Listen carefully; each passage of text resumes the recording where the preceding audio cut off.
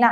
அப்போ வந்துட்டு இவன் வந்து இவ்வளவு பேசும்போது ஒரு மகளிர் தினத்தன்னைக்கு நீ என்ன பேசணுமோ, நீ ஒருத்தந்தான் மகளிருக்கே பாதுகாப்பு மாதிரி சொல்லும் போது, நீ உன் குடும்பத்துல உன் வைஃப் எவ்வளவு சரி கெட்டவங்களானே நீ இது பண்ணிக்கலாம். ஆனா உன் மக she's of a young age. அவனு இது அந்த அந்த பொண்ணோட ஒரு கான்வகேஷன் பட்டம் அளிப்பு விழாவுக்கு யார் போய் நிக்கிறா? அவங்களோட அண்ணன். அப்ப நீ ஒரு அப்பனா ஒரு தகப்பனா நீ உன்னோட ரெஸ்பான்சிபிலிட்டி என்ன? ஒய்ஃப் கெட்டவங்களனாலும் வச்சுக்கலாம். அப்போ வந்து உனக்கு ஒரு ரெஸ்பான்சிபிலிட்டி இருக்கு, ஒரு டியூட்டி. இது என் குழந்தைகள்.